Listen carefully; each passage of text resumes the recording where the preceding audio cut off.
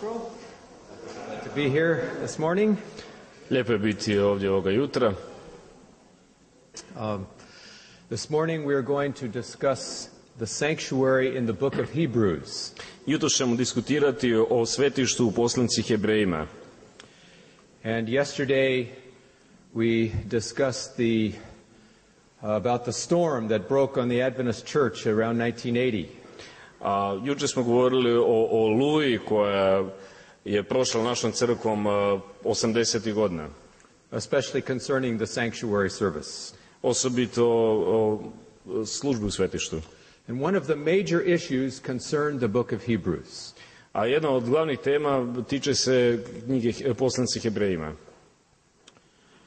Way back at the turn of the 20th century, in the early 1900s. Unatrag na početku 20. stoljeća, dakle u prvom desetljeću, a man by the name of Albion Ballinger. Čovjek naziva Albion Fox Ballinger.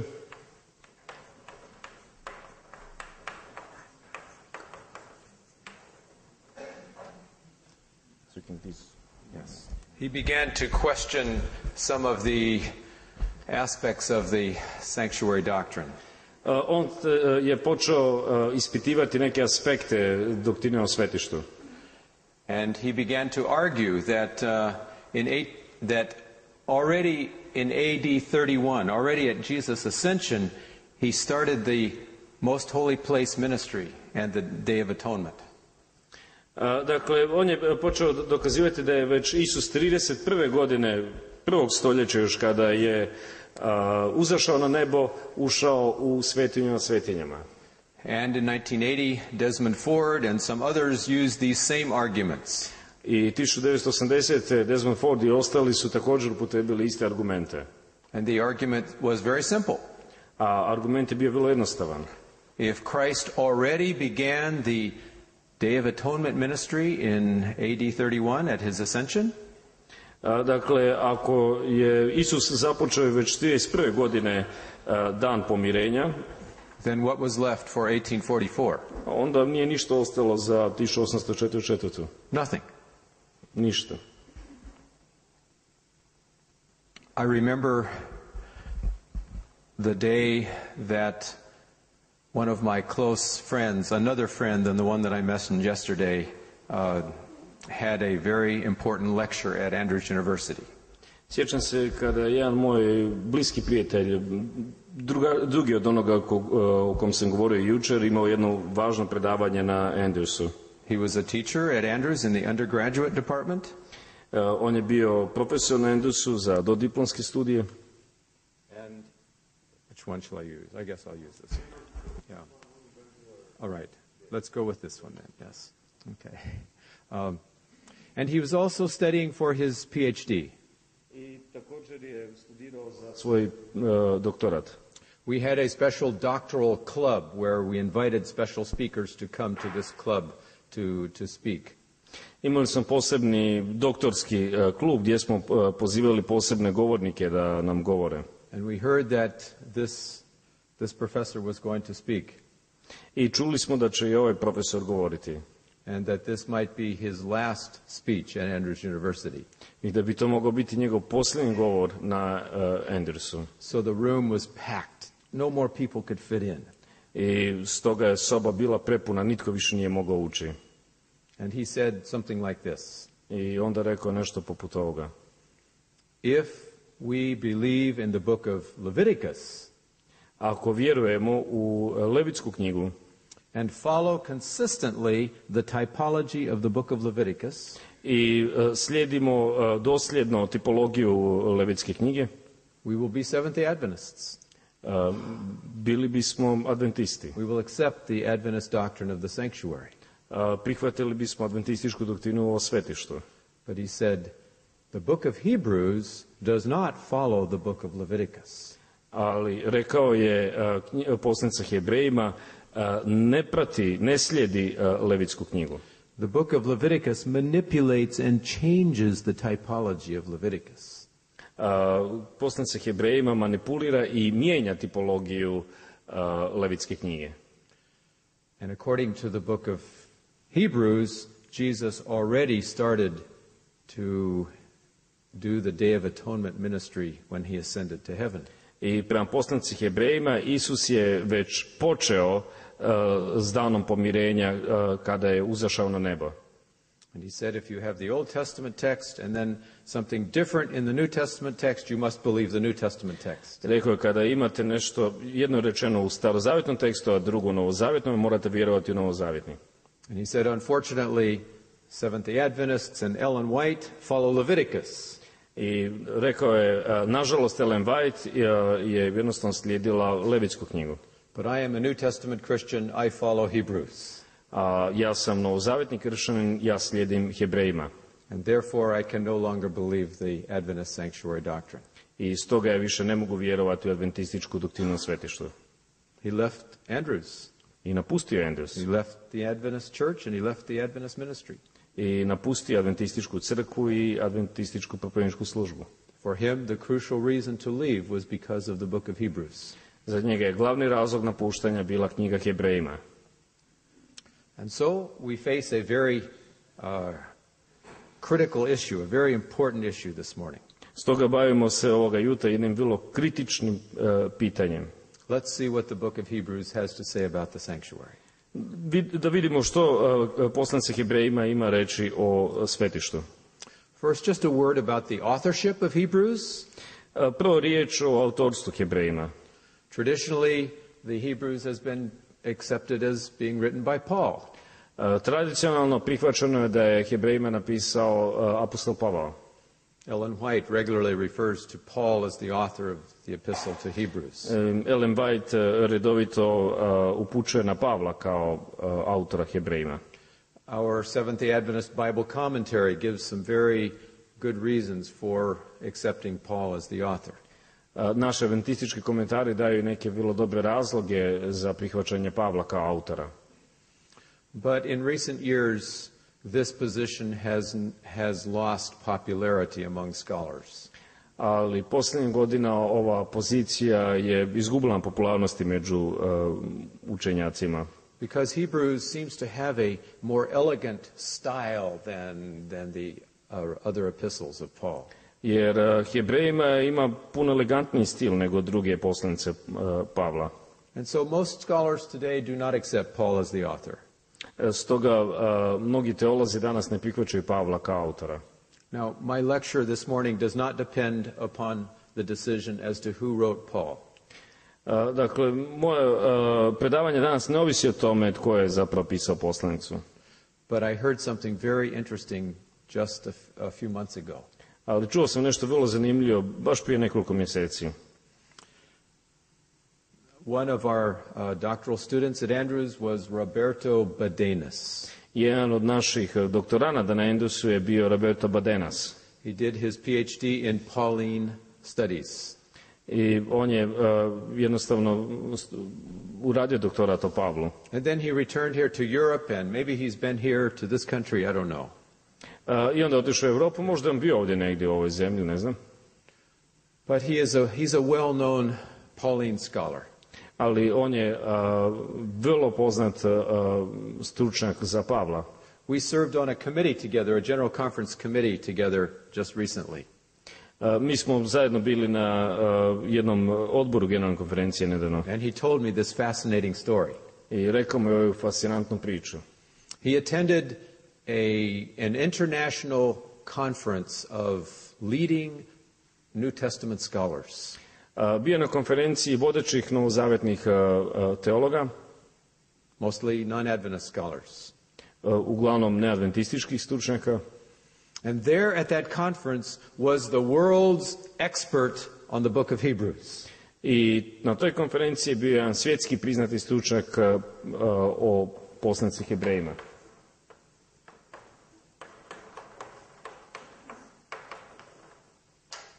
Albert Van Hoy. Albert Van Hoy. He's a Roman Catholic. On je katolik. Teaches at Gregorian Biblical Institute in Rome. Uči na Gregorijaniju u Rimu. But he has written dozens of books on the epistle to Hebrews. Ali pisao je tucet knjiga o poslanici Hebrejima. And he's considered as the world's top scholar in this book. I smatra ga se najvećim svjetskim stručnjakom po pitanju ove knjige. He's recently retired. Nedavno otišao u penziju. And Dr. Bodenas had the good fortune at the banquet one night to sit right next to Dr. Van Hoy. I dr. Bodenas je imao sreću da jedne večeri sjedi baš do doktora Hoya. And he had the courage to ask him a question. I ohrabio se postaviti mu pitanje. Dr. Van Hoy, who do you think wrote the book of Hebrews? Dr. Van Hoy, što vi mislite, tko je napisao knjigu Hebrejima? Now here's this man that had spent his life studying this book. I evo čovjeka koji je prvo cijeli život proučavajući ovu poslanicu. And he looked at Bodenas as if to see, can I trust you with what I really believe? He looked at his face, can I trust you? On je pogledao u njegovo lice, mogu li ti vjerovati?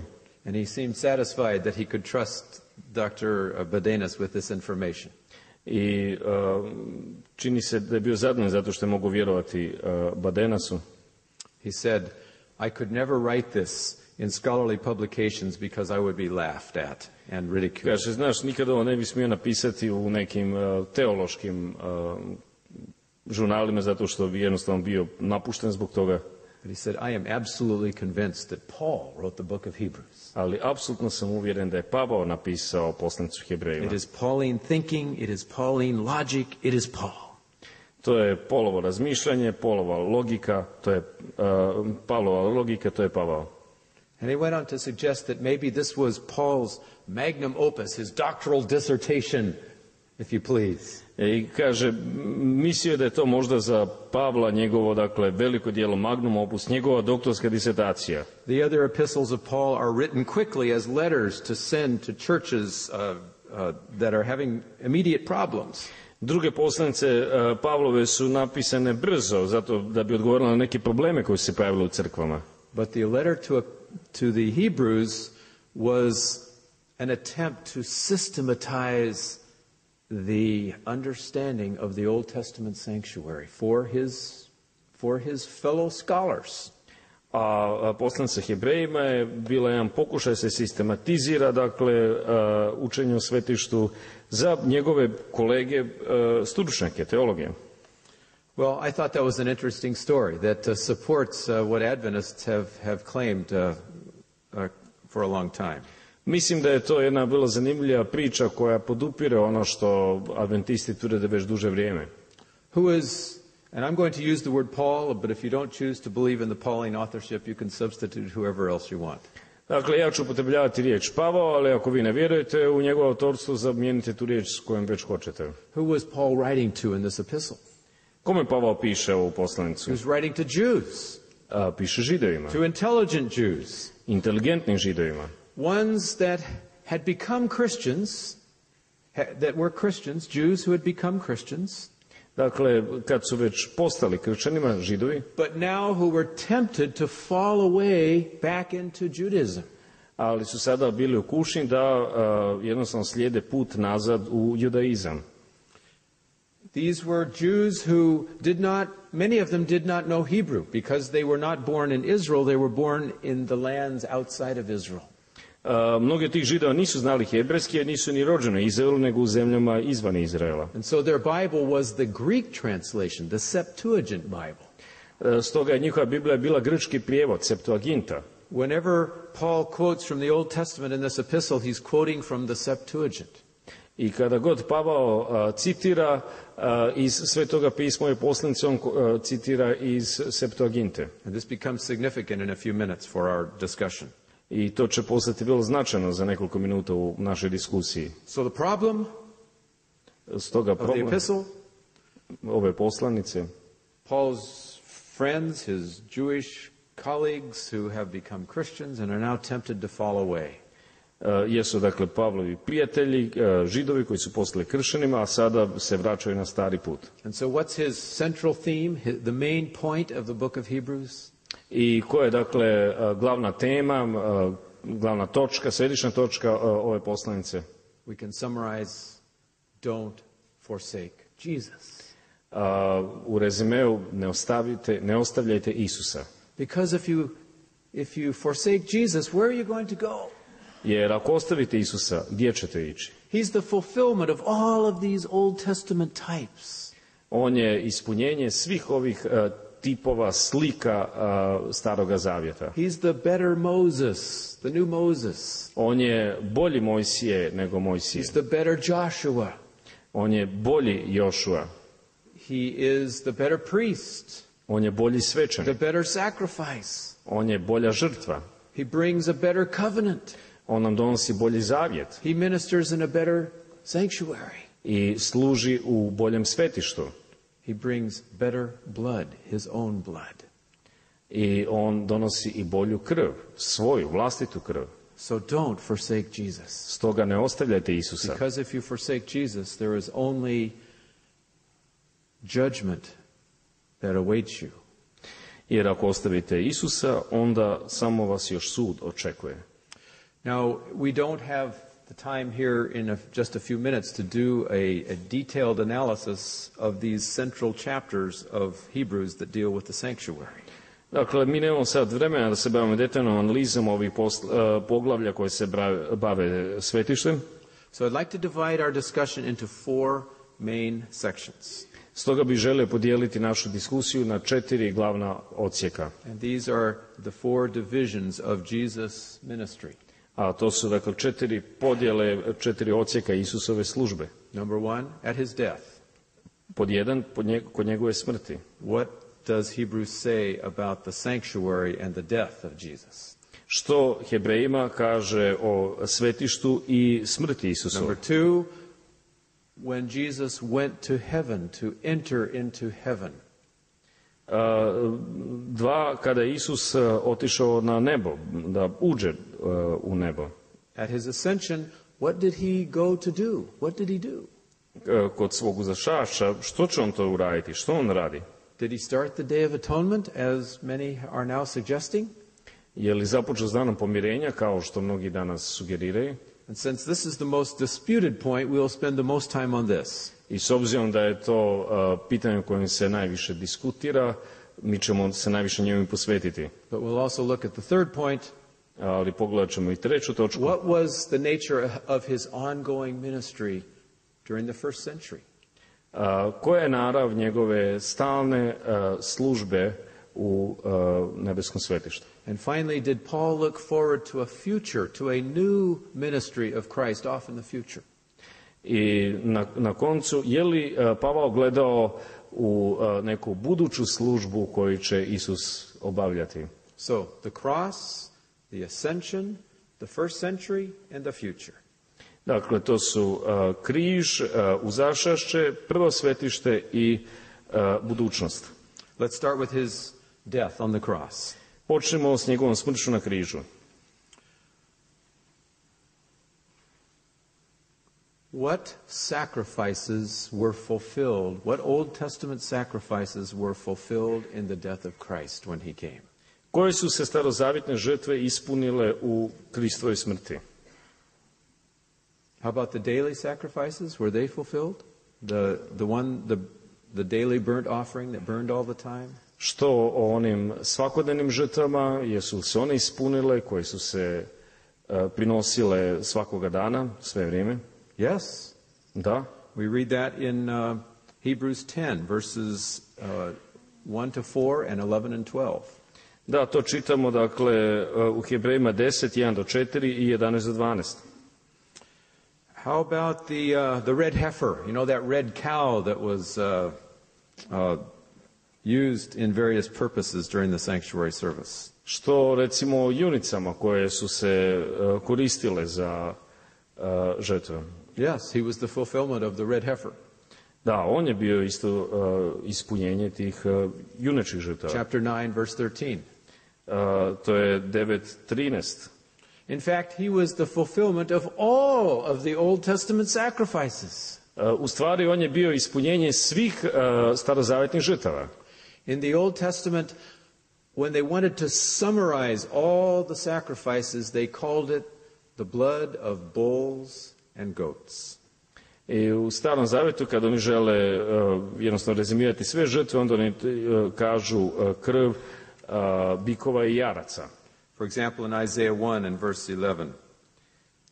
Primjerice, Izaja 1:11 mentions the bulls and goats, and it mentions some other things as well. Da, dakle, govori se o bikovima i jarcima, ali i o drugim nekim životinjama. But in Psalm 50 we have a summary of the whole sacrificial system. A u 50. psalmu imamo rezime cjelokupnog žrtvenog sustava. And it's summarized with two animals. Verse 13. A u 13. redku imate dvije životinje. Will I eat the flesh of bulls or drink the blood of goats? Zada ja jedem meso bikova ili da pijem krv jaraca. And here God summarizes the whole sacrificial system. I ovdje Bog rezimira cjelokupni žrtveni sustav. And in Hebrews chapter 9 and verse 13, I u Hebrejima 9:13, Paul is the fulfillment, Jesus is the fulfillment of the bulls and the goats. Isus je ispunjenje žrtava jaraca i bikova. It says, verse 13, for if the blood of bulls and goats and the ashes of a heifer, and it goes on. Dakle, ako naime krv jaraca i bikova i pepeo junice i tako dalje. And again in chapter 10 and verse 4. I onda opet 10:4. For it is not possible that the blood of bulls and goats should take away sins. Nemoćno je, dakle, naime krv bikova i jaraca da uzme grijehe.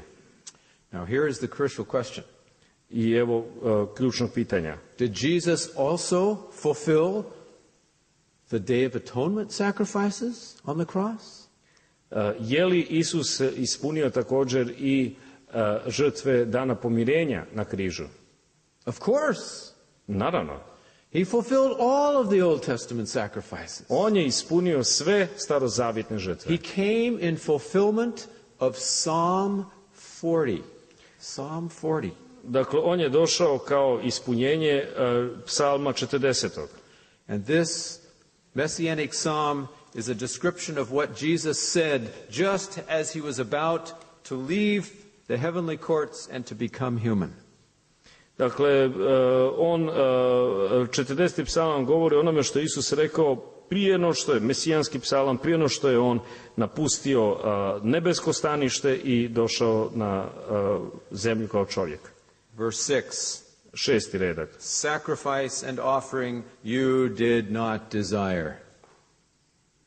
To je zapravo 7. u ovom prijevodu. Stvarnosti nisu ti mile ni žrtve ni prinosi. My ears you have opened, burnt offering and sin offering you did not require. Nego si mi uši otvorio, paljenice ni okajnice ne tražiš. Then I said, behold, I come. I tada rekoh, evo dolazim. Instead of the sacrifices, I, the Messiah, will now be the one sacrifice instead of the many. I namjesto mnogih žrtava ja, Mesija, ću biti žrtva. And in Hebrews chapter 10, Paul does an exegesis of these verses in Psalm 40. I u Hebrejima 10 Pavao pravi egzegezu ovih tekstova 40. psalma. We see the whole first 10 verses of Hebrews 10 is pulling out the meaning of Psalm 40. Mi vidimo, dakle, ovdje retke u 10. poglavlju koji su zapravo izvlačenje značenja iz 40. psalma. Note for example verse 9. Recimo 9. redak. Then he said, behold, I have come to do your will, O God. He takes away the first, that he might establish the second. Zatim izjavljuje, evo dolazim da činim volju tvoju, tako ukida prvo da uspostavi drugo. Paul sees that already in the Old Testament it is predicted that all these sacrifices will focalize, will coalesce down into the one sacrifice of the Messiah. Dakle, Pavao vidi kako sve ove žrtve zapravo će se fokusirati, sabrati, ako možemo tako reći, u jednu jedinu žrtvu Mesije. All the daily sacrifices, sve dnevne all the žrtve, monthly sacrifices, sve mjesečne žrtve, all the festival sacrifices, sve blagdanske žrtve, and even the Day of Atonement sacrifices. I također i žrtve dana pomirenja. Even the blood of the Lord's goat on that most holy day of all would not be sufficient to forgive us for our sins. Čak i krv jareča na najsvetiji blagdan nije dovoljna da bi nas oslobodila grijeha. And so we read in Hebrews 9, verses 25 and 26. I stoga čitamo u Hebrejima 9, 25, 26. Why don't you just read that? Niti je ušao da prinese mnogo puta sam sebe, kao što veliki svećenik svake godine s tuđom krvi ulazi u svetinju nad svetinjama, jer bi inače morao trpjeti mnogo puta od postanka svijeta.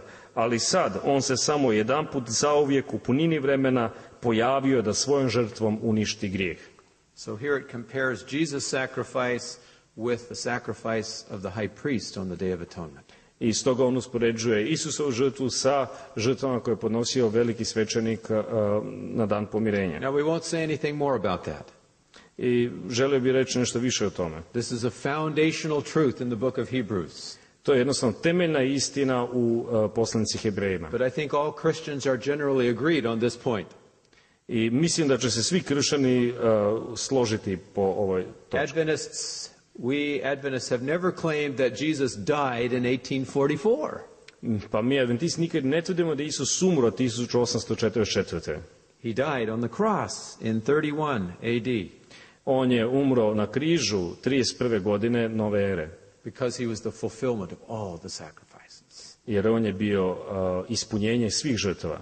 So now let's go to the second point. A sada krenimo na drugu točku.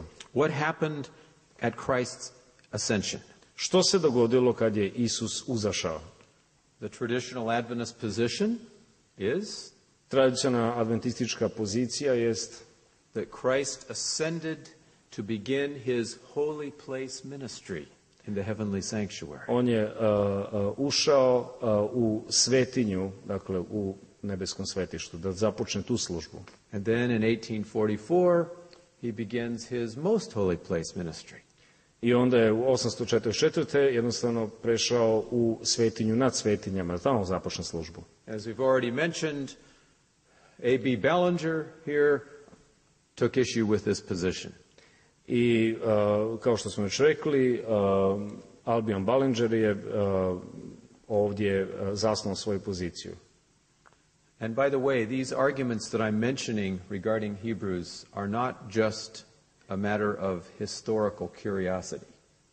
I usput rečeno, ovo nije samo pitanje nekakve povijesne radoznalosti. I'm telling my story of what happened around 1980. Ja govorim zapravo moju osobnu priču što se dogodilo tamo negdje 1980. And my research since that time. I o mom istraživanju od tada. But these arguments are still alive and well among those who are attacking the Seventh-day Adventist doctrines. Ali ovi argumenti koji sam spomenuo i dalje služe onima koji napadaju naše doktrine. Except now they are packaged even more slickly and subtly. Osim što je sada paket malo onako bolji, luksuzniji, suptilniji. But it's the same old arguments. Ali to su i dalje isti stari argumenti. And if you have not faced these arguments, they are out there on the internet, and your church members or your friends may find them very soon. I ako niste još naišli na ove argumente, oni su vam posvuda na internetu i naši vjernici dođu do toga.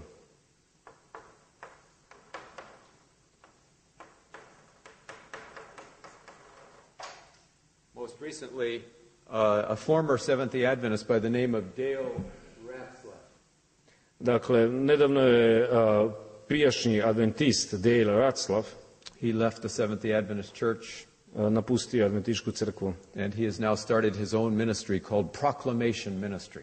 I on je započeo sada sa svojom osobnom službom koju on zove jednostavno službu objavljivanja. And he sends this very beautifully edited full color manuscript or magazine to Adventists around America and around the world. I on šalje onako lijepo dizajnirane magazine, časopise brojnim adventistima u svijetu.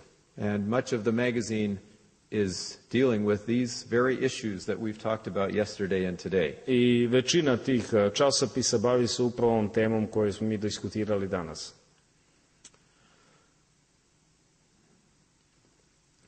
I probably should put one more name up here. Možda bi stavio još jedno ime.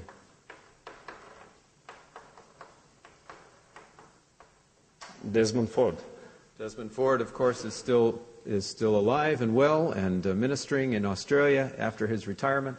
On je i dalje dobro i ima svoju propovedničku službu u Australiji, iako je već u mirovini. For Ballinger, the key text in Hebrews was Hebrews 6, verses 19 and 20. Za Ballingera ključni tekst je bio Hebrejima 6, 19, 20. Read verses 19 and 20.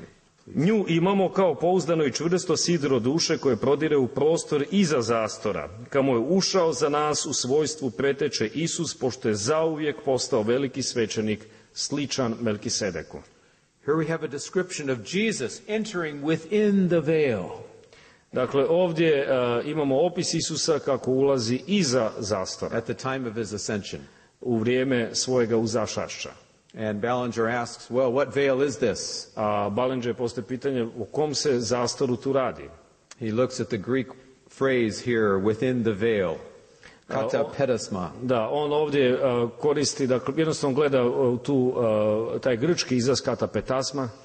And he says in the Septuagint, this refers to the second veil. A u Septuaginti to jednostavno upućuje, kaže on, na drugi zastor. So it describes Christ going right into the most holy place.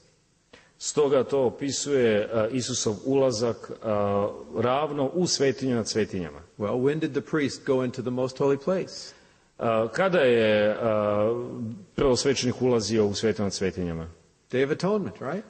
Dan pomirenja. So he reasoned very logically, this must be Day of Atonement. I onda on vrlo logički razmišlja, to mora da je bio dan pomirenja. Ballinger used as his, Des Ford used as his key text Daniel 9 and verse 12.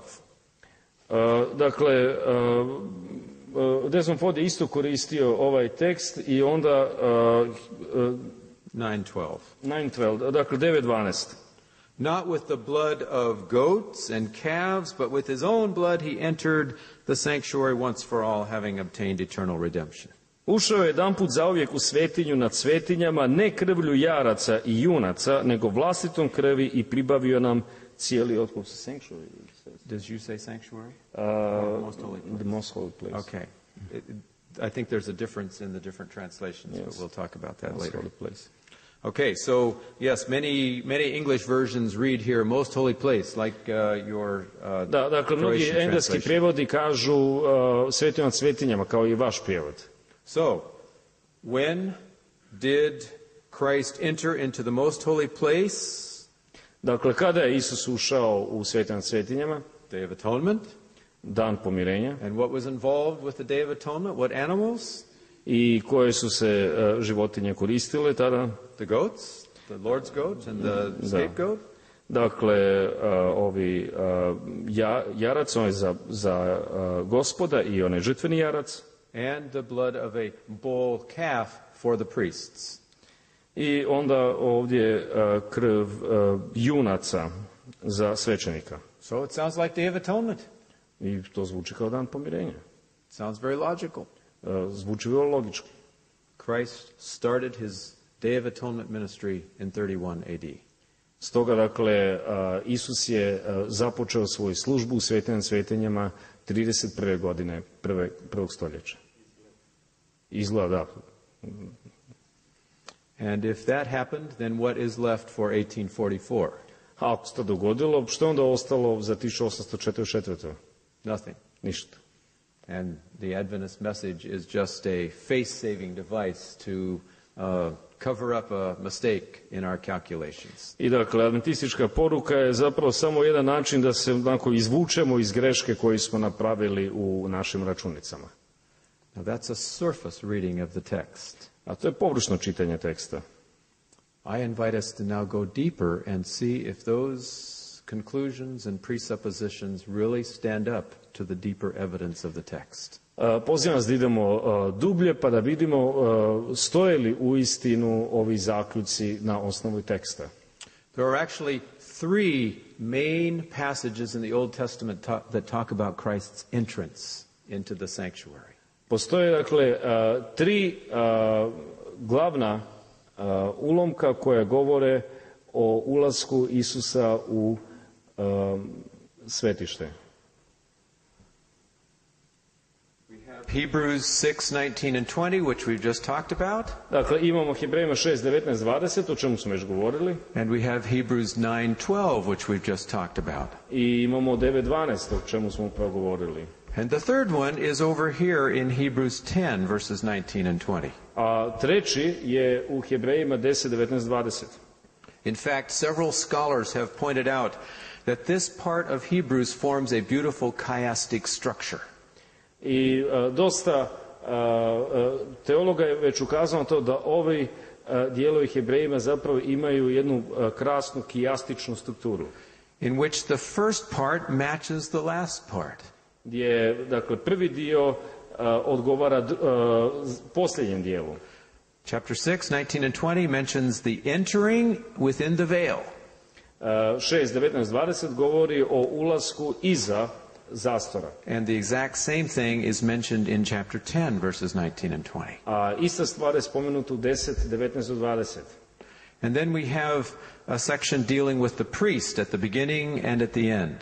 I onda imamo ove odsjeke o svećeniku i na početku i na kraju. And another section dealing with the sacrifice here at the beginning, at the first part, and another one at the I onda last opet part. imamo, dakle, to poklapanje, prvi dio o žrtvi 7:26-28 i posljednji 10:1-10. And then a section dealing with the sanctuary, I onda imamo dio o svetištu, and a section dealing with the covenant, onda dio o zavjetu, savezu, and then the central section again dealing with the sanctuary.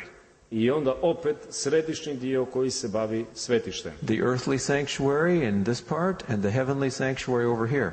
Dakle, ovdje o zemaljskom svetištu, a onda ovdje o nebeskom. And right in the middle is this entry passage of 9:12.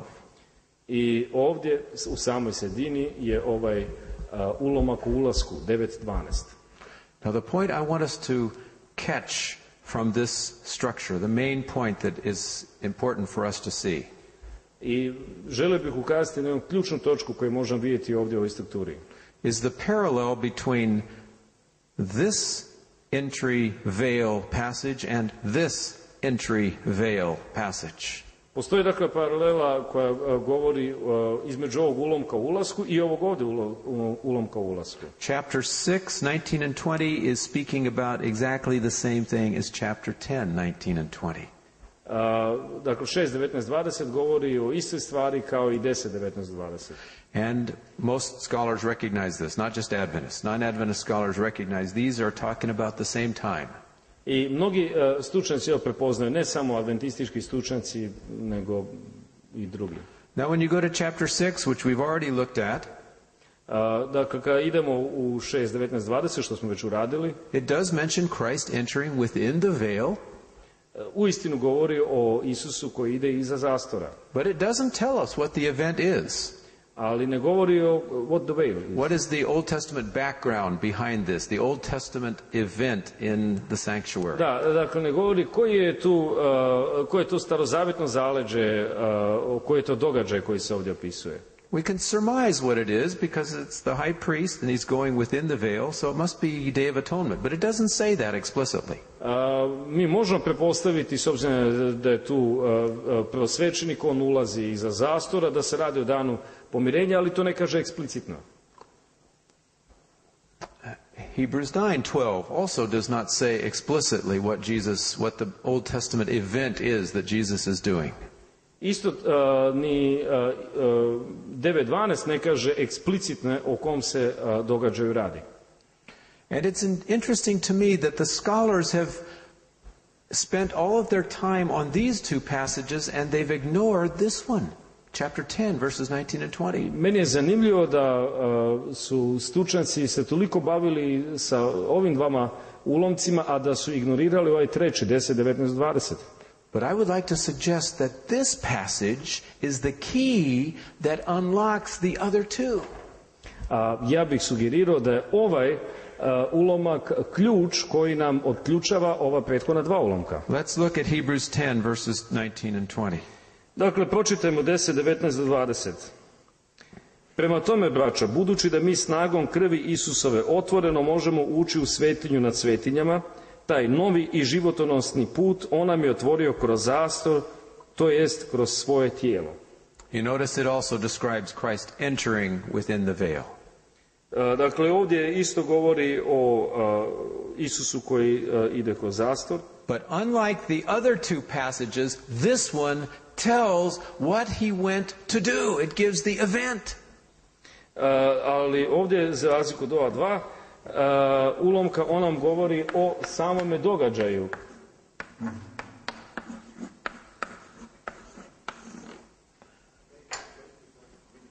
Should I write? Okay. No.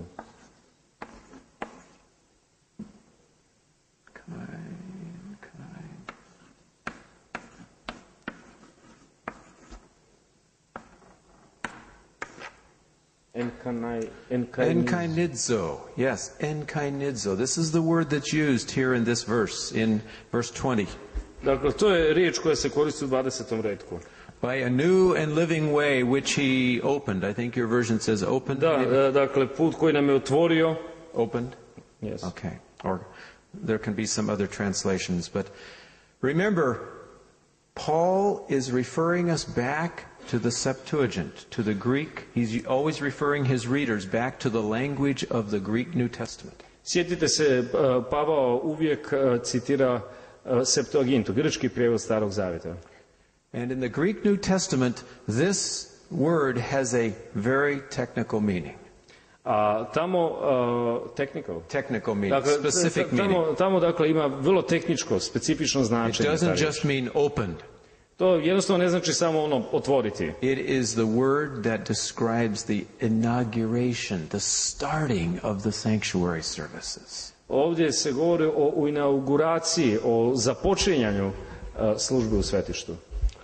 And it's found in the Pentateuch, in those chapters describing the sanctuary. It's found only one chapter. On se u petoknjižu nalazi samo u jednom poglavlju gdje se govori o svetištu. And that chapter is not Leviticus 16, which describes the Day of Atonement. Ali to nije Levitska 16 koja opisuje dan pomirenja. Rather, it is found in Numbers chapter 7. Zapravo se nalazi u Brojevima, 7. poglavlje. 4 times in Numbers chapter 7.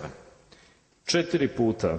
And if you read Numbers chapter 7, it's about the inauguration, the starting up of the sanctuary service. I tu se dakle govori o inauguraciji, odnosno o započinjanju službe u svetištu. In fact, it describes the very last action of the inauguration of the sanctuary. Jednostavno opisuje završni čin inauguracije svetišta. The sacrifices that are offered just before they began the services of the sanctuary. Dakle, žrtve koje se prinose baš pred sam početak rada svetišta.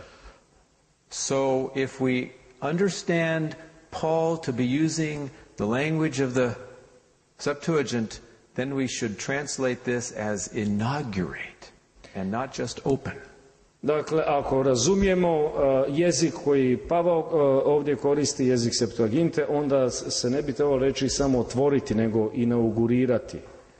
It is therefore referring not back to the Day of Atonement. That was not the time of inaugurating the sanctuary. Dakle, to nas ne vraća nazad u dan pomirenja, jer to nije bilo vrijeme inauguracije svetišta. But it is referring to the time at the beginning of the sanctuary services when the whole sanctuary was anointed. Nego, dakle, upućuje na vrijeme početka svetišta, kada je cjelokupno svetište bilo pomazano. Look at Numbers chapter 7, the very first verse of this chapter that has enkainidzo 4 times in it. Dakle, pogledajte Brojima 7.1, dakle, sam početak poglavlja u kome se ova riječ enkainidzo koristi 4 puta. Yes, it describes when Moses had finished setting up that he anointed the sanctuary and sanctified it and all of its furnishings and the altar, so he anointed them and sanctified them. So here is the anointing at the beginning of the sanctuary services. Dakle, jedan dan kad Mojsije završi podizanje prebivališta i kad ga pomaza i posveti sa svim njegovim posuđama, tako i žrtvenik sa svim njegovim priborom, dakle imate pomazanje na samom početku. This is a fulfillment of Daniel chapter 9. To je u stvari ispunjenje Danijela 9. You remember that Daniel 9 describes 6 events that would take place at the end of the 70 weeks. Sjećate se da Danijel opisuje u 9. poglavlju 6 događaja koji će se dogoditi u ovih 70 sedmica. Verse 24. 24. redak. And what was the last one that's mentioned here in this list? I koji je posljednji? To anoint the most holy. Da se pomaže sveti nad svetima. Does that say the most holy place? No. Just most holy. Most holy. Yes. My colleague Dr. Shea has analyzed this phrase, most holy. I moj kolega dr. Shea je zapravo analizirao ovo mjesto sveti nad Throughout svetima. the Old Testament, and when it's used as by itself, most holy, it always refers to a place and not a person. I kada god nalazimo u Novom Zavjetu, u Starom Zavjetu ovu frazu sveti nad svetima, odnosi se na mjesto, ne na osobu. So here is the prediction that before the 70 weeks were over, before 34 AD, Jesus would go and anoint the most holy place. Dakle, ovo je proročanstvo da će na kraju ovih 71 Isus uzaći da pomaže svetinju nad svetinjama. We should see how this was a fulfillment of what Moses did in Exodus chapter 40. Exodus chapter 40. Yes. Dakle, možemo vidjeti ispunjenje zapravo toga i što je to značilo u izlasku 40. This was before Aaron had been anointed as priest, and so Moses was serving as priest. To je bilo prije no što je Aron pomazan za svećenika, tako da je Mojsije služio kao svećenik. And according to verses 9 and 10, i prema recima 9 i 10, he was to take the oil and anoint the tabernacle and everything that was in it. On je uzeo ulje za pomazanje, te pomazao prebivalište i sve što je u njemu. That means he was to go even into the most holy place to anoint what was in there. Što znači da je on ušao čak i u svetinju nad svetinjama da bi ga pomazao. And just as Moses did in the type at the beginning of the earthly sanctuary. I upravo ono što je Mojsije uradio kao slika početka, dakle, zemaljskog svetišta, so Christ did in the antitype when he ascended to heaven.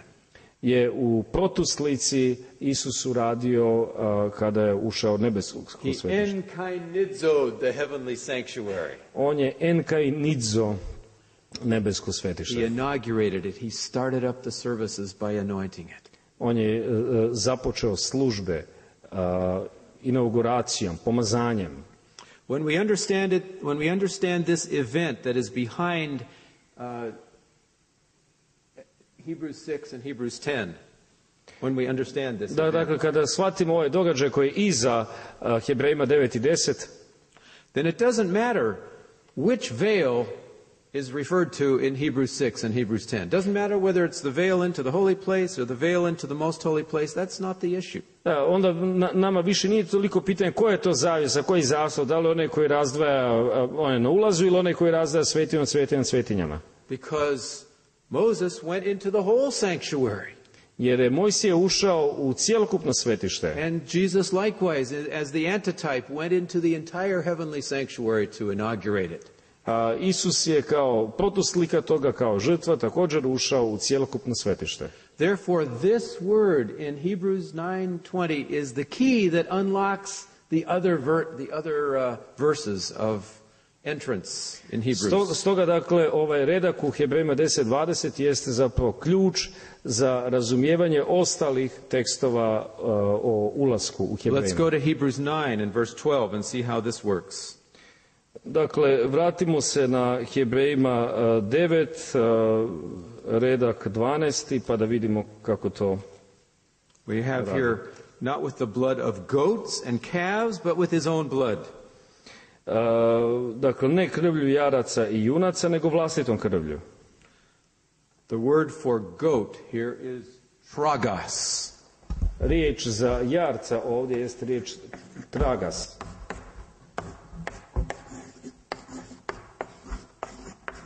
Tragos.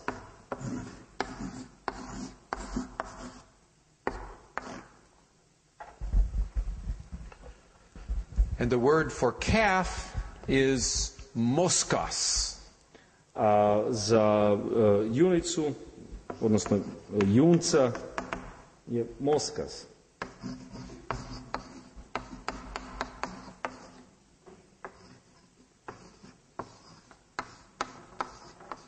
Moskos.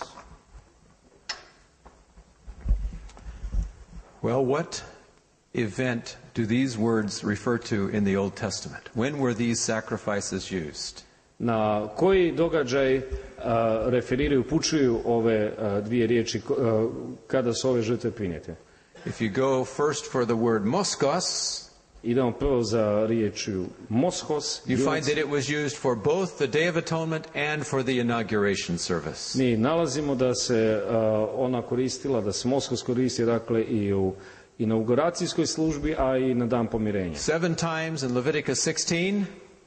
7 puta u Levitskoj 16. And 17 times in Numbers chapters 7 and 8. I 17 puta u brojevima 7 i 8.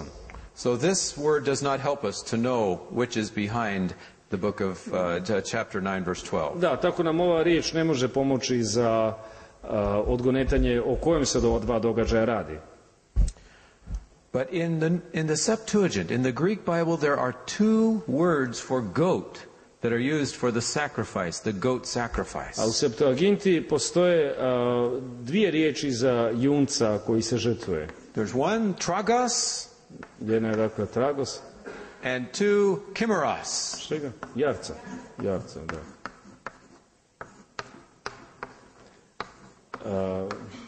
Druga je, dakle, himaros. They both mean goat. They both mean goat. Da, oba misle jarac. Znam što kod njih goat znači koza, zapravo. Yeah. So the question is, this is where it gets really exciting for me, anyway. Sad ovdje postaje nešto meni jako zbudljivo. Which one of these words, chimeros or tragos, is used for the Day of Atonement in the Old Testament? Koja se od ove dvije riječi koristi za dan pomirenja u Starom Zavjetu? There in Leviticus 16, where it talks about the 2 goats, which word? Dakle, kada Levitska 16 govori o 2 jarca, koja je onda riječ? Tragos, the one that is used in Hebrews 9? Tragos, koja se koristi u Hebrejima 9? No. Ne. It's chimeros that's used in Leviticus 16 for the Day of Atonement. To je zapravo chimeros koje se koristi u Levitskoj 16. The word tragos in the Septuagint is only used in 1 chapter of the entire Pentateuch when it's describing the sanctuary services. A riječ trago se koristi samo u jednom poglavlju, u jednom dijelu, dakle, petoknjižja. Guess which chapter? Pogodite koje? 4:7. 4:7. Number 7. 13 times. 13 puta u 7. poglavlju knjige brojeva. Paul in Hebrews 9 uses the word for goat that takes us back to the inauguration service. Dakle, jednostavno se koristi ova riječ za jarca koja nas vraća nazad na tu inauguracijsku svečanost. Not to the Day of Atonement service. A ne na dan pomirenja. Now there's one other word that we have to look at here in verse 12.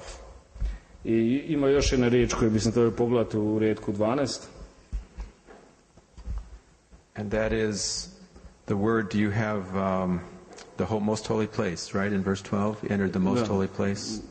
Dakle, u svetinju nad svetinjama, piše u 9:12. The word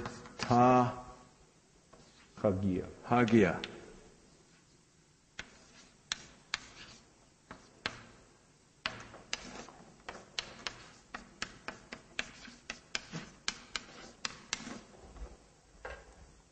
Tahagia. This is a neuter plural Greek Dakle, word. to je množina srednjeg roda. It literally means the holies. Jednostavno misli sveta mjesta. But according to Ballinger and according to Ford And according to many modern translations, this refers to the most holy place. Ali prema Ballingeru Fordu, a i prema mnogim suvremenim prevodima, jednostavno se odnosi na svetinju nad svetinjama. How can we know whether that's right or not? Kako bismo mogli znati da je to ispravno? What version is Paul quoting from in this epistle? What Bible is he quoting from? Odakle on citira to? The Greek, the Septuagint. Dakle, Septuaginta. So, if we go back to the Septuagint and see how tahagia is used, we will be able to find light in what Paul is referring to here. Dakle, ako bismo vidjeli što u Septuaginti, kako se koristi ta riječ tahagija, onda bismo mogli znati na što Pavao referira. It so happened that one weekend my wife was speaking at a women's retreat. You know, a women's retreat? Jednom kada je moja supruga govorila na jednom skupu službe žena. And I sometimes go with her for these weekends when she's speaking. I onda ja nekad idem vikendima s njom kad ona govori. But I'm not welcome at those women's retreats. Nisam dobro došao na tim skupovima. So they tell me, you stay in the room and she will come and speak and you stay there and study. Da, dakle, jednostavno ti tamo samo stani u sobi, a ona je tu da govori. So this weekend I had just gotten a new computer with a concordance for the Septuagint, for the Greek Bible. Dakle, tada sam nabavio baš novi kompjuter s programom konkordance za Septuagintu. So I spent the entire weekend looking up all 109 times where tahagia appears in the Old Testament. I gledao sam svih 109 pojavljivanja koliko imamo te riječi tahagija u Starom Zavjetu. And at the end of the weekend, Joanne came back from her last presentation, her last talk. I na kraju tog tjedna, na kraju tog vikenda, Joanne je imala svoju posljednju prezentaciju. And I was jumping up and down. Ja sam skakao gore dolje. I said, you can't believe what I found. Neš vjerovati što sam našao. I said, nowhere in all of those 109 times does tahagia refer to the most holy place. Nigdje od tih 109 pojavljivanja tahagija ne upućuje na svetinju nad svetinjama. 106 times it refers to the whole sanctuary, most of the time to the whole sanctuary. 106 puta govori jednostavno o cijelokupnom svetištu. And 3 times to the holy place, which has several articles of furniture in it. A 3 puta na svetinju. But never to the most holy place by Ali itself. nikada na svetinju nad svetinjama. I went to my class that next week and shared this with my sanctuary class. I onda sam otišao u svoj razred sljedeći tjedan i onda je podijelio s njima što sam našao. I guess I was so excited that I inspired one of those students. Mislim da sam bio toliko uzbuđen da sam jednostavno nadahnuo jednog od svojih studenta. When he left the seminary, he decided to get another master's degree. Jer kad je napustio teologiju, odlučio da još jedan magisterij In napravi. New Testament. U Novome Zavjetu. And he did his master's thesis on tahagia. I on je napravio svoju magistersku tezu na pojmu tahagija. And he documented more carefully what I had looked at in a weekend in a women's retreat. I on je to dokumentirao mnogo pažljivije no što sam ja to uradio za onaj vikend tijekom skupa žena. And he showed that tahagia never is used in secular Greek literature, that in any of the Jewish Greek literature of Paul's day. It's never used for the most holy place. I našao je da recimo u židovskoj literaturi pisano na grčkom Pavlovo vrijeme nikada riječ tahagija se ne upotrebljuje za svetinju nad svetinjama. He looked at the 109 times in the Septuagint. Pogledao je onih 109 puta u Septuaginti. He looked at the usages in the pseudepigrapha, the Jewish literature between the two testaments. A onda je pogledao i u ove židovske apokrife. He looked at all of the usages in Philo, that philosopher of the first century, Jewish philosopher. Isto i u Filonove spise židovskog filozofa prvog stoljeća. And he looked at all of the references in Josephus, the Jewish historian. I isto tako u ovoga Josipa, odnosno Jozefusa. And his findings were astounding. Were amazing. I onda su ga stvarno ti njegovi nalazi zapanjili. Never in any of those writings does tahagia refer to the most holy place by itself. Ni u jednom od tih spisa ta hagija ne upućuje na svetiju nad svetinjama. Now, when I was in Serbia a few days ago, they told me that some of the versions here do not say most holy place, but say sanctuary. Does anyone have a version Dakle, that ima says neko možda sanctuary? prijevod gdje se ne kaže svetinja nad svetinjama, nego jednostavno svetište. Reklo su mi u Srbiji da takve prijevodi postoje. Yeah? It says sanctuary and not most holy place? Na slovenskom. In chapter 9, verse In 12. Slovenijan. Slovenian. Okay, Slovenian it says sanctuary. Good. And there are... Creations are Ballinger's and thoughts. Okay. All right. Well, most of the versions in English have most holy place as well. Da, i većina prijevoda engleskog također ima ovo svetinja nad svetinjama. But the point of chapter 9 and verse 12 is not that Christ entered into the most holy place, but that he entered into the whole sanctuary. Dakle, poanta 10, 19, 20 nije da je on ušao u svetinju nad svetinja, nego ušao u cijelokupno svetište. We should say one word about a phrase in Hebrews that has been taken, has been misunderstood. I trebamo uzeti jednu frazu u Hebrejima koja je često bila neshvaćena. And that is where it says that Jesus ascended and sat down at the right hand of the Father. Dakle, kaže se da je Isus uzašao i sjeo s desna Bogu. And where is the right hand of the Father? Where is the Father sitting? A gdje Otac sjedi? On his throne. Na svom prijestolju. And in the Old Testament, what represented the throne in the sanctuary? A u Starom Zavetu, u svetištu, što je predstavljalo prijestolje Božje? The ark, right? In the most holy place. Korablja. And so in the antitype, we would expect that God's throne would be in the most holy place. Stoga bismo mi jednostavno u nekakvoj protuslici očekivali da Bog, dakle, sjedi u svetinja nad svetinjama. And so if it says that he sat at the Father's right hand, it's then saying, well, he's now going to sit in the most holy place. Dakle, ako kaže da je on jednostavno sjeo Bogu s desna, to znači da on sjedi u svetinja nad svetinjama. How then can he be ministering in the holy place? Kako onda uopće može služiti u svetinji? Well, I know some people solve this problem by saying, you know, we're focusing too much upon heavenly geography.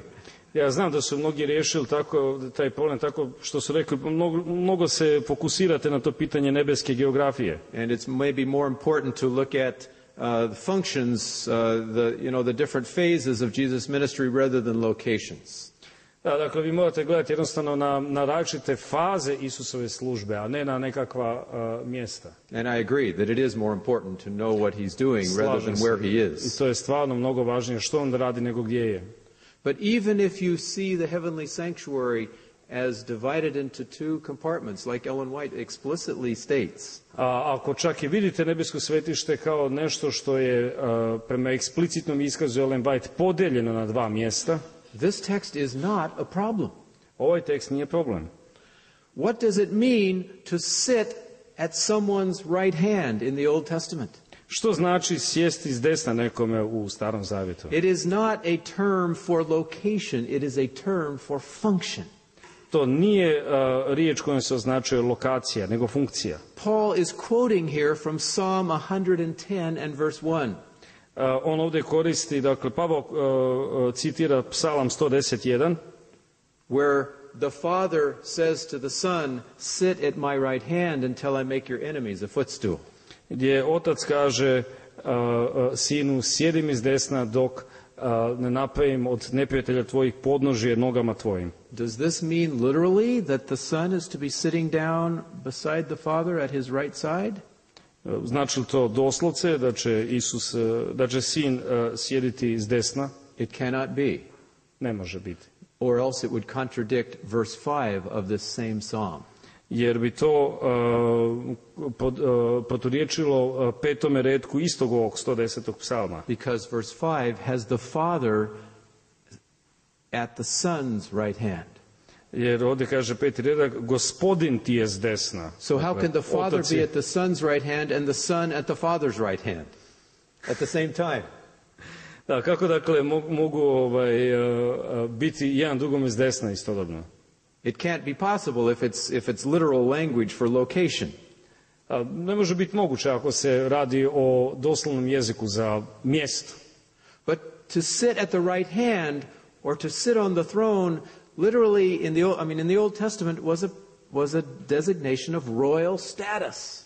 Dakle, sjediti s desna u Starom Zavjetu zapravo označuje kraljevski status. Not primarily location. A ne primarno nekakvu lokaciju. So, for example, in 1 Kings chapter 8, dakle, u recimo prva o kraljevima 8, Solomon is standing blessing the people at the inauguration of the temple.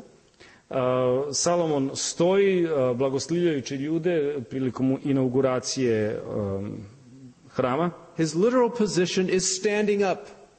Njegova doslovna pozicija stoji. But in verses 14 and 15 and 20 he says, I sit on the throne of my father. On ovdje kaže, kaže već sam u 14., 15., 20. redku, ja sjedim na prijestolju očevu. What is he doing? Sitting or standing? Što on radi? Sjedi ili stoji? Both. Oboje. In terms of location, he's standing. Što se tiče mjesta, on stoji. In terms of function, he's sitting. He's on the royal, has a royal status of king. A što se tiče funkcije, on sjedi, on ima kraljevski status. And so these references in Hebrews do not lock Jesus into the most holy place to sit beside the Father all the time. Stoga poslanica Hebrejima ne zaključava, dakle, Isusa u svetinjama gdje on sjedi s desna Bogu. I believe there very well may have been an inauguration ceremony there when Jesus first became king priest after his ascension. Dakle, ja vjerujem da tijekom te inauguracijske ceremonije Isus prvo postao kraljem. And Jesus was inaugurated both as king and as priest. I on je bio inauguriran i kao kralj i kao svećenik. But this did not lock him on the throne. Ali to ga ne zavezuje za prijestolje. He was able to function as priest throughout the sanctuary wherever he should be as priest. On je jednostavno kao svećenik mogao ići gdje god hoće, dakle kroz svetište. And that leads us very quickly to our last 2 points of our lecture. I sada samo još vrlo kratko dvije završne točke našeg predavanja. The third one now, what was Jesus doing during the first century as Paul was describing his work there in the heavenly sanctuary? Dakle, što je Isus radio u prvom dijelu svetišta? Was it Day of Atonement, judgment work? Dakle, kada je ušao u svetište, dakle, je li to bio dan pomirenja? No. Ne. Hebrews 7 and verse 25. Hebrejima 7:25. Therefore he is able to save to the uttermost those who come to God through him, since he ever lives to make intercession for them.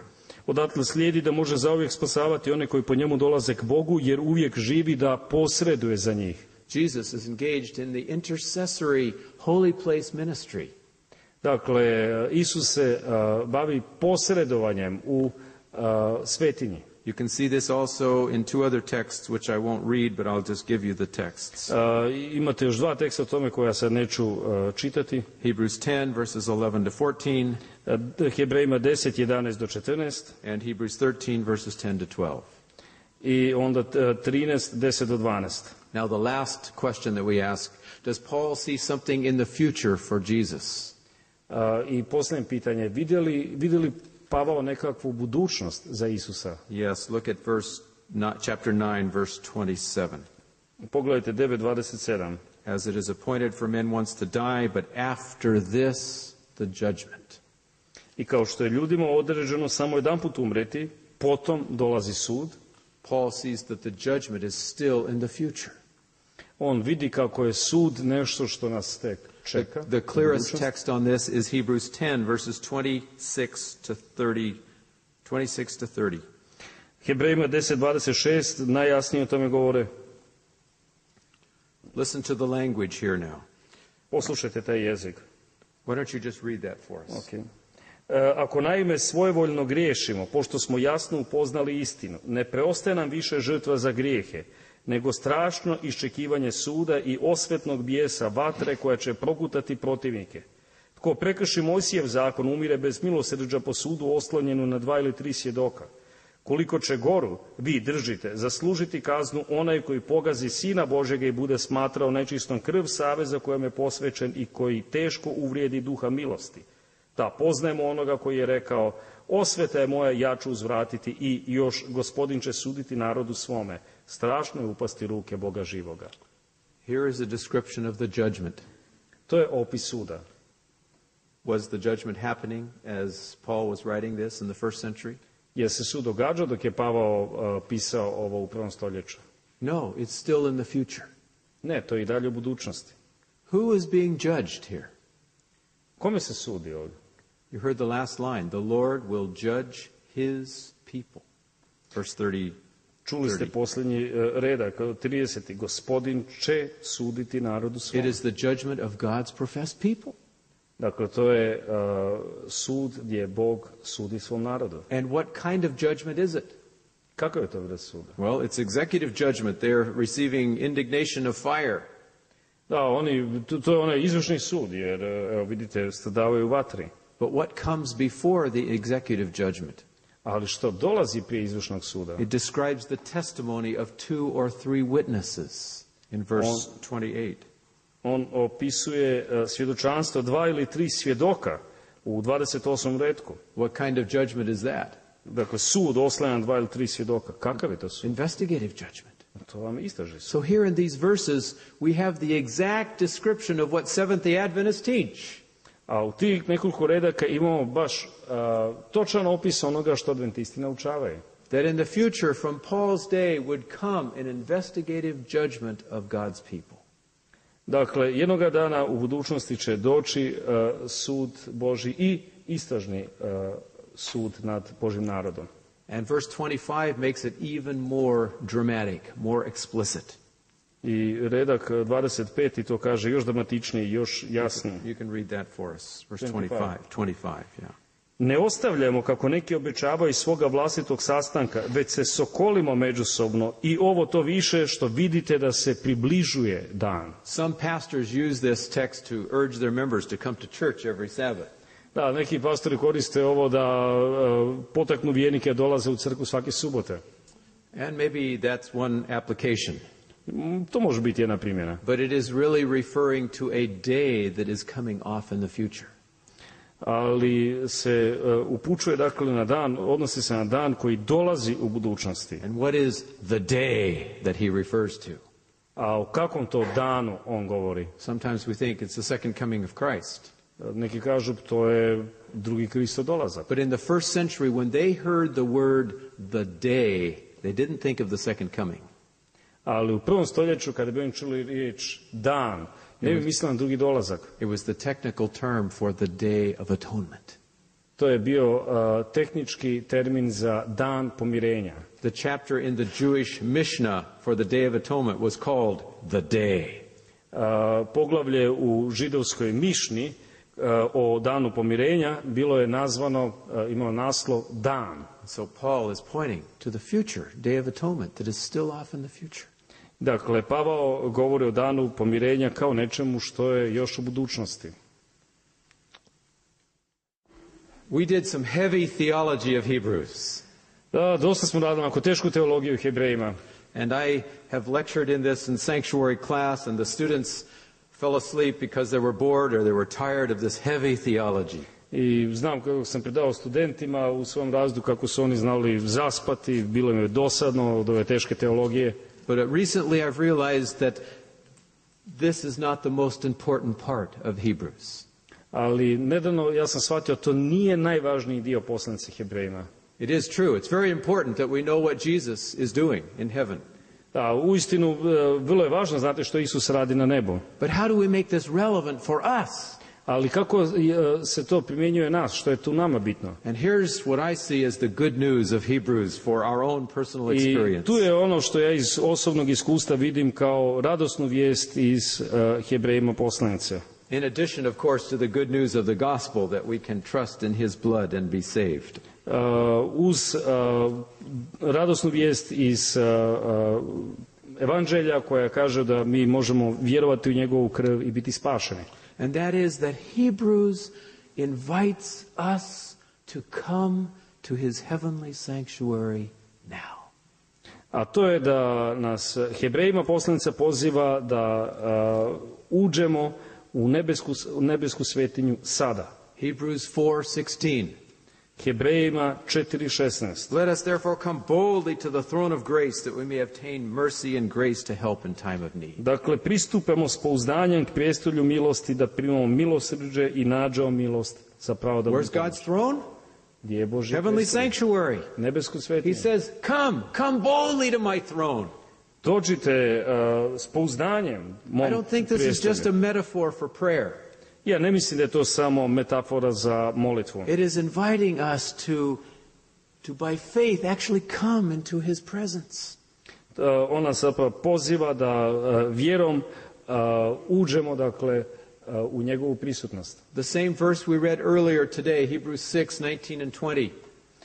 Isti ovaj tekst koji smo čitali jutros, Hebrejima 6:19-20. We noticed how Jesus went through the veil into the heavenly sanctuary. Mi smo primijetili kako je Isus ušao u nebesko svetište. But you notice it also says, our hope should enter within the veil where he has gone. On kaže također da i mi u nadi trebamo ući iza zastora. And the appeal of Hebrews 10 verse 19. I u Hebrejima 10:19 poziv je: Therefore, brothers, having boldness to enter the sanctuary by the blood of Jesus. Prema tome, braćo, budući da mi snagom krvi Isusove otvoreno možemo ući u svetinju nad svetinjama. Have you gone to the sanctuary, the heavenly sanctuary today? Jeste li ušli u nebesku svetinju danas? He invites us by faith to come. On nas poziva vjerom da uđemo. To imagine that we are there in his presence and rejoicing that we can worship him in his house and meditate with him by his side. Zamislimo da smo mi u njegovoj prisutnosti i da mu možemo služiti pred prijestoljem. And the final verse is even more powerful in Hebrews 12. A završni redak je još moćniji u Hebrejima 12. Verse 22. But you have come to Mount Zion. Naprotiv, pristupili ste k Doesn't say you will come or you might come, but you have already come to Mount Zion in heavenly Jerusalem. I nebeskom Jeruzalemu. And this situation is a time of rejoicing. Verse 23, it says, to the general assembly of the church of the firstborn. These are people that are assembled to rejoice before God. Ovo je dakle vrijeme i radosti i sastanku prvorođenaca koji su upisani na nebesima, 23. redak, to je dakle vrijeme radovanja. So I invite you today to enter into an experience of the sanctuary. Ja vas pozivam danas da uđete u iskustvo svetišta. Yes, accept his righteousness, which brings justification and sanctification. Prihvatite njegovu pravednost koja nam daje opravdanje i posvećenje. But then it's accept his invitation to come to his house, his heavenly house, the heavenly sanctuary. I onda prihvatite poziv da uđete u njegovu kuću, nebesko svetište. It's not just a place where he judges, it's a place where he lives. To nije dakle samo mjesto gdje on sudi, nego mjesto gdje on živi. He says, come on home with me and fellowship with me in my house. Dođite kući sa mnom i imajte zajednicu sa mnom u mojoj kući. And so I'd like to suggest that Seventh-day Adventists, like no other people, can experience the sanctuary message and the closeness with Jesus.